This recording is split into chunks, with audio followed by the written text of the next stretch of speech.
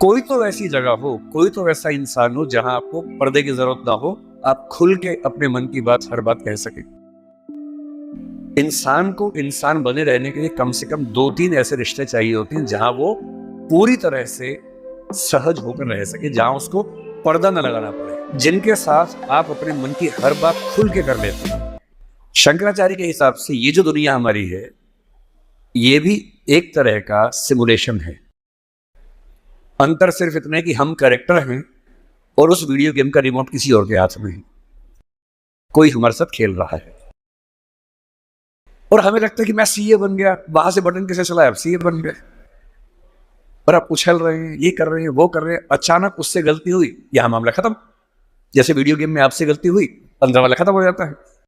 इतनी फानी किस्म की जिंदगी, इतनी बुलबुले जैसी जिंदगी, उस जिंदगी में इन छोटी छोटी बातों में इतना लीन होकर डूबे रहना, मेरे ख्याल से इससे खराब जिंदगी कोई नहीं हो सकती। और इसलिए जो करना है वो ये है कि जिंदगी में होते हुए अपनी जिंदगी को बेहतर कैसे बनाना है। फाइनेंशियल चीजों से कंप्रोमाइज न करते हुए अपनी बाकी जिंदगी को बेहतर कैसे बनाना है। और जिंदगी बेहतर है यानी इसके 4-5 पैरामीटर्स हैं। सबसे गहरा पैरामीटर ये है कि आपके पास जीने का कोई पर्पस है या नहीं, और है तो कितना बड़ा पर्पस है।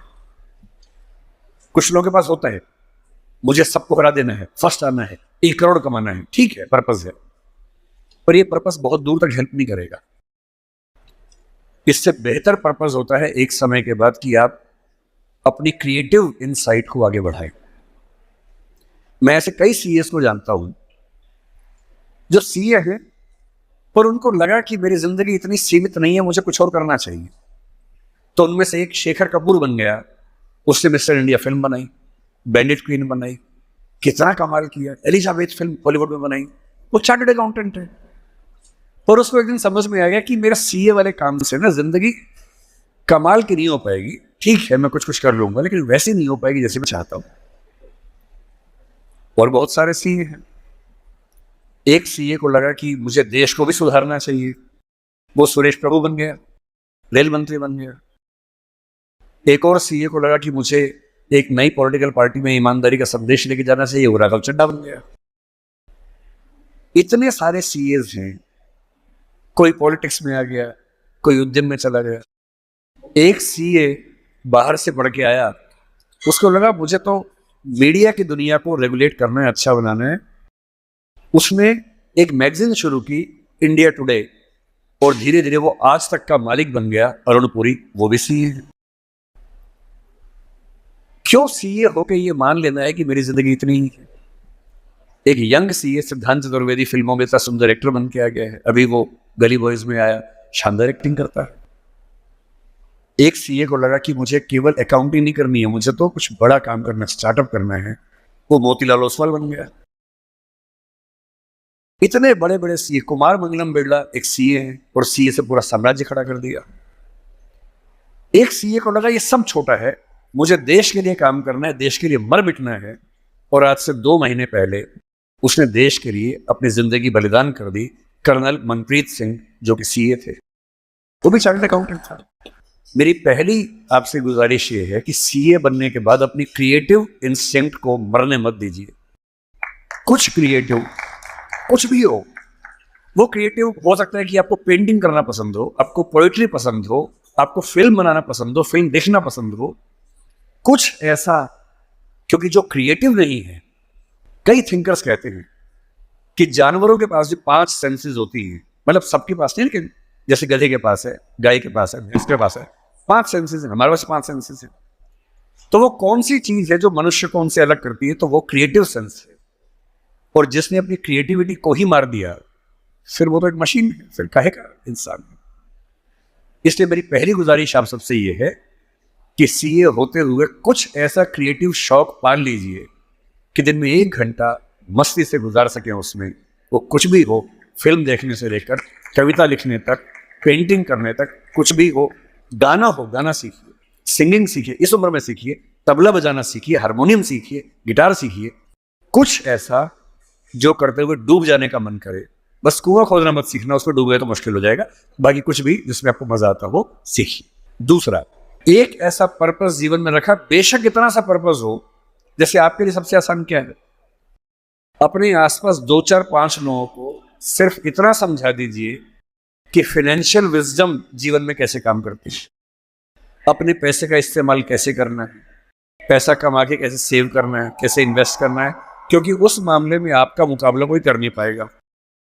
या अपने घर के आसपास 3 4 गरीब बच्चों की पढ़ाई का खर्चा उठा लीजिए, उनसे हफ्ते में बार मिलते रहिए, और आप पाएंगे आपके चेहरे पर पहले से ज़्यादा चमक आनी शुरू हो गई है, और आपको कंपटीशन, परेशानी, वो जो नफरत का माहौल दिन भर होता है, इसको हरा दूं, उसको हरा दूं, इस सब से मुक्ति मिलने लगी है, और आप अंदर से एक बेहतर इंसान बनने के प्रोसेस में आ रहे हैं। तीसरी बात, आप कितने भी सफल हो, यदि आपके जीवन में कुछ खास रिश्ते ऐसे नहीं हैं, जिन रिश्तों के साथ, चाहे वो प्रेम का हो, विवाह का हो, भाई का हो, बहन का हो, दोस्त का हो, जिनके साथ आप अपने मन की हर बात खुल के कर लेते हैं, तो आपका फाइनेंशियल अकाउंट चाहे कुछ भी हो, दरअसल आप एक दिवालिया इंसान हैं, बैंकरप्ट इंसान है। आपके अकाउंट में कितने जीरो हैं वो काम नहीं आएगा, आपकी जिंदगी का जीरो बहुत बड़ा है। इंसान को इंसान बने रहने के लिए कम से कम 2 3 ऐसे रिश्ते चाहिए होते हैं जहां वो पूरी तरह से सहज होकर रह सके, जहां उसको पर्दा न लगाना पड़े। हम सब दिन भर पर्दे लगाते रहते हैं, खुद को ढकने में लगे रहते हैं। जब भी किसी से बात करते हैं खुद को छिपाते ज्यादा हैं, सामने कम लाते हैं, क्योंकि समाज का उसूल ऐसा होता है। कोई तो ऐसी जगह हो, कोई तो ऐसा इंसान हो जहां आपको पर्दे की जरूरत ना हो, आप खुल के अपने मन की बात, हर बात कह सके।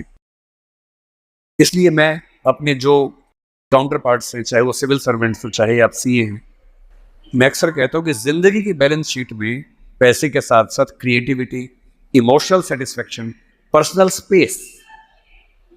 स्पेस का मतलब ये होता है कि आपका जीवन बहुत सारे लोगों का है, आपके परिवार का है, आपकी कंपनी का है, आपके क्लाइंट का है, सबका है। और अक्सर आप देखेंगे कि आपका जीवन सिर्फ आपका नहीं है, बाकी सबका है।